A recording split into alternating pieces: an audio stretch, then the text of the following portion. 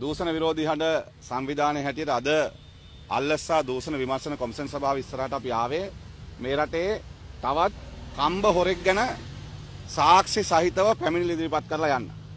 පහුගිය කාලේ මහින්ද රාජපක්ෂ ජනාධිපතිවරයාගේ සම්බන්ධීකරණ ලේකම්වරයෙක් ඒ වගේම විදේශ කටයුතු පිළිබඳ ලේකම්වරයෙක් හැටියට ඉඳමින් අවසානයේ පාර්ලිමේන්තුවට ගිහිල්ලා 2010 ඉඳන් විදේශ කටයුතු අමාත්‍යාංශයේ උපදේශක අධීක්ෂණ මන්ත්‍රීවරයා ලෙස කටයුතු කරමින් හිටපු සජින්වාස් ගුණවර්ධන පාර්ලිමේන්තු මන්ත්‍රීවරයා මේ රටේ මහජන මුදල් අයථා ලෙස රැස් කරලා සමාගම් හදලා ඒ සමාගම් වල හරහා මේ රටේ අහිංසක ජනතාවගේ මුදල් කොල්ල කාපු එක සම්බන්ධයෙන් පැමිණිල්ලක් ඉදිරිපත් කරන්න.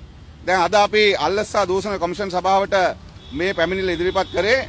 මේ පැමිණිල්ලේ සඳහන් කරලා තියෙන ඔහුට අයිති සමාගමක් තියෙනවා කොස්මොස් ඒවියේෂන් ලිමිටඩ් කියලා.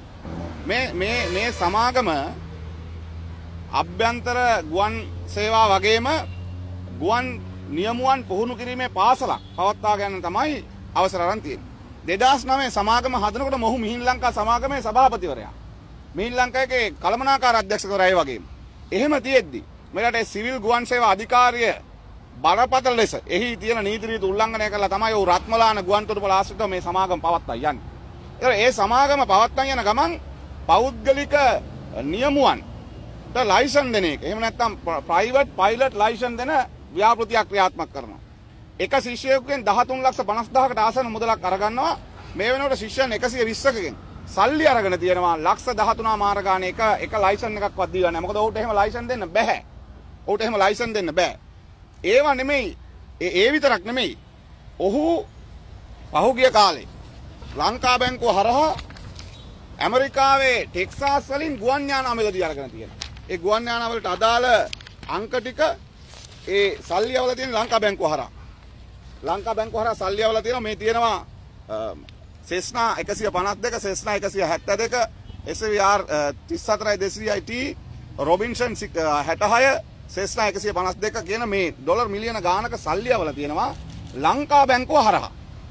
එතකොට අපිට තියෙන බරපතලම ප්‍රශ්නේ මොහු පාර්ලිමේන්තුවට එන්න කලින් ජනාධිපති මහින්ද රාජපක්ෂ මහත්තයා ළඟට එන්න කලින් මොහු පෞද්ගලික බඩු විදේශ වලින් ලංකාවට බඩු ගේන මේ කුරියස් වැඩ කරන සමාගමක ගබඩා පාලකවරයෙක්.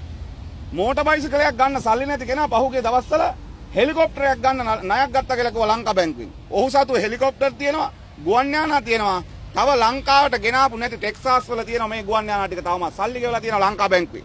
මේ ඒකට අදාළ ලංකා බැංකුවේ මුදල් යවපු ලේඛන ටික තියෙනවා අපි ළඟ. ලංකා බැංකුවේ මුදල් යවපු ලේඛන ටික තියෙනවා.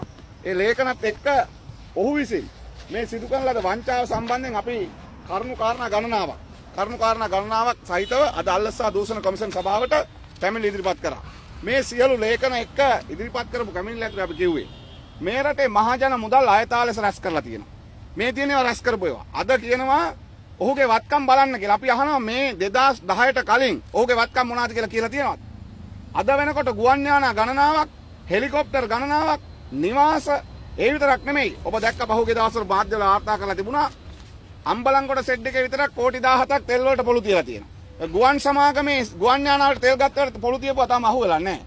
ඒ නිසා වහාම මේ මහජන මුදල් අයථා ලෙස රැස් කරලා ගුවන් සමාගම් පවත්වා ගන්න තරම් සල්ලි හෙව්වේ කොහොමද කියලා රටේ ජනතාවට කියන්න ඕනේ. මේ ඉතා කැටි කාලයක් ඇතුලේ ගුවන් යානා ගණනාවක් ගන්න ඩොලර් මිලියන ගාණක් පිටරටවල වලට යවලා තියෙනවා. ඩොලර් මිලියන ගාණක් පිටරට ඇමරිකාවේ ටෙක්සාස් වලින් මේ ගුවන් යානා ගන්න යවලා තියෙනවා. ඒ නිසා මෙහි ලංකා බැංකුවෙන් සල්ලි යවපු ඒ අදාළ ලියකියවිලි එක්ක අපි අද අල්ලස්සා දූෂණ විමර්ශන කොමිෂන් සභාවට මේ පැමිණිල්ල බාර දුන්නා. ඒ වගේම ළමයි 120කින් පෞද්ගලික ගුවන් නියම බලපත්‍ර ලබා දෙනවා කියලා 13,000 මාර ගානේ සල්ලි ගත්ත ඒ 13,000 මාර ගානේ සල්ලි ගත්ත එක ශිෂ්‍යයෙක් අපිට ඉදිරිපත් කරපු පැමිණිල්ලක් එක්ක මේ කොස්මෝ ඒවියේෂන් සර්විස් එකෙන් සල්ලි දීලා වාරික හැටියට සල්ලි අරන් තියන්නේ වාරික 5කින් සල්ලි ගන්නවා. ඒ වාරික 5ටම සල්ලි දීලා මේ වෙනකොට බලපත්‍රත් නැතුව සල්ලිත් නැතුව ඉන්න ශිෂ්‍යෝ 120කට ආසන්න ප්‍රමාණයක් දෙන ඔවුන් සල්ලි දීපුවා රිසිට් එක්ක අපි අද අල්ලස්සා දූෂණ විමර්ශන කොමිෂන බාර දුන්නා. දූෂණ විරෝධී හඬ සංවිධානයෙන් අපි මේ පැමිණිල්ල බාර දෙන්න දැන් අපිට ආරංචි මේ අය වර්තමාන රජයත් එක්කත් එකතු වෙන්න සාකච්ඡා පවත්වමින් ඉන්නවා කියලා. ඒ නිසා අපි ආණ්ඩුවටත් කියලා තියෙනවා. මේ රටේ ජනවරම දුන්නේ හොරකමට, වංචාවට, දූෂණයට විරුද්ධව මේ රටේ ජනතාවගේ උමනාව. මේ හොරු වංචාකාරයෝ දූෂිතය අල්ලලා ඒ ජනතාවගෙන් කොල්ල කාපු සල්ලි ආපහු ගන්න ඕනේ. ඒ සල්ලි ආපහු ගන්න එක විතර නෙමෙයි වැරද්දට දඬුවම් දෙන්න ඕනේ. ඒ නිසා මේ අය ඒක අතරමඟ බැරි වුණොත් එහෙම විදේශගත වීම සඳහා සූදානමක් තියෙනවා කියලා අපිට ආරංචි. ඒ නිසා ඒ සියල්ල වහම නවත්තලා පරීක්ෂණ කඩිනම් කරලා ඒ රටේ ජනතා මුදල් අයථාව රැස් කරලා මේ ගුවන් සමාගම් පවත්වා යන්න. මේ සල්ලි රැස් කරපුවා විතරක් නෙමෙයි මිහින් ලංකාවේ ඉන්නකම් කරපු අලාභ වලට වග කියන්න ඕනේ මොහු. ඒ සියල්ල වහම පරීක්ෂණ පවත්වලා ජනතා මුදල් නැවත අය කරගන්න. ඒ වගේම නීතිය ක්‍රියාත්මක කරන්න කටයුතු කරන්න කියන ඉල්ලීම කරමින් තමයි අද අපි මේ පැමිණිල්ල බාර දුන්නේ. ඒ වගේම අද අපි අල්ලසා දූෂණ කමිෂන් විමසුවා. අපි දූෂණ විරෝධී හඬ සංවිධානය මේට කලින් ක්‍රීඩා ඇමතිවරයාට සෞඛ්‍ය අමාත්‍යාංශයෙන් වංචා සම්බන්ධයෙන් සුගතදාස ගෘහස්ථ ක්‍රීඩාංගණේ ඒ වගේම සේවක අර්ථසාධක කරමුදල් ඒ වගේම අග්‍රනිෂ්ඨකාරවරයා මේ හැමෝටම පැමිණිලි බාර දුන්නා. අපි අද විමසුවා දූෂණ විරෝධී හඬ සංවිධානයේ හැටියට දැන්වත් ඒ පැමිණිලි වලට සාධාරණ ඉෂ්ට කරන්න කටයුතු කරනවාද කියලා. අද වුණ අපිට කිව්වා කඩිනමින් ඒවට තීන්දුව ගන්න ක්‍රියාත්මක කරන්න දැන් අපි සූදානම් වෙමින් ඉන්නවා. අපි දූෂණ විරෝධී හඬ සංවිධානයෙන් තවදුරටත් තොරතුරු අවශ්‍ය නම් විමසන්න කටයුතු කරනවා කියන කාරණේත් අපිට දැනුම් දුන්නා. අපි මේ රටේ ජනතාවට කියනවා දූෂණ විරෝධී හඬ සංවිධානය අපි තොරතුරු එකතු කරමින් ඒවට අදාළ සාක්ෂි සහිතව අපි මේ පැමිණිලි සියල්ල බාර දීලා තියෙනවා. ඒ නිසා ඔබට මේ රටේ මහජන මුදල් හොරකම් කරපු වංචා කරපුවා සම්බන්ධයෙන් තියෙන තොරතුරු අපිට ලබා දෙන්න. මේ වෙනකොටත් සතස සම්බන්ධයෙන් ඒ වගේම වීයලවි මණ්ඩලය සම්බන්ධයෙන් මහ පොළ ශිෂ්‍යත් අරමුදල සම්බන්ධයෙන් ජනාධිපති අරමුදල සම්බන්ධයෙන් මේ වගේම රාජ්‍ය ආයතන වල වාහන ගෙවල් වල තියන් ඉන්න පුද්ගලයන් ගණනාවක් සම්බන්ධයෙන් තොරතුරු අපි වෙත ලැබිලා තියෙනවා. නිසා අපි මේ රටේ ජනතාවට කියන සියලු තොරතුරු සාක්ෂි සහිතව අපි ඉදිරි දින ගානක් ඇතුලේ අල්ලසා දූෂණ කමිෂනට බාර දෙනවා. ඒ විතරක් නෙමෙයි මේ රටේ ජනතාවගේ ජනාභිලාෂය මේ ආණ්ඩුව රාජපක්ෂ පවුල ගෙදර යවලා මේ අලුත් වෙන්න වෙනස් වෙන්න උත්සාහ කරපු ජනතාවගේ අභිලාෂය තමයි මේ හොරකම වංචාව දූෂණ නවත්තන්න කටයුතු කරන්න මැදිහත් වෙච්ච එක.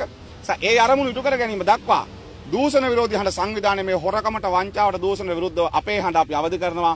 ඔබගේ රහස්‍යභාවය රකිමින් ඔබ ලබා දෙන සියලු තොරතුරු නීතිය ක්‍රියාත්මක කරවීම දක්වා ගෙන යන්න කටයුතු කරනවා කියන පොරොන්දු අපි දෙන නිසා දූෂණ විරෝධී හඬ සංවිධානයේ හැටියට අපි අද කියලා ආවා අල්ලසා දූෂණ විමර්ශන කමිෂන් සභාවට දැන් කඩිනම් වෙන්න ඕනේ. එහෙම නැත්නම් හොරු ගියාට පස්සේ ඉස්තාලේ වහලා වැඩක් නැහැ. නිසා වහාම මේ පරීක්ෂණ පවත්වලා කඩිනම් කරලා නීතිය ක්‍රියාත්මක කරන්න කටයුතු කරන්න කියන කාරණේ අපි අද අල්ලසා දූෂණ විමර්ශන කමිෂන් ඉල්ලීමක් කරා.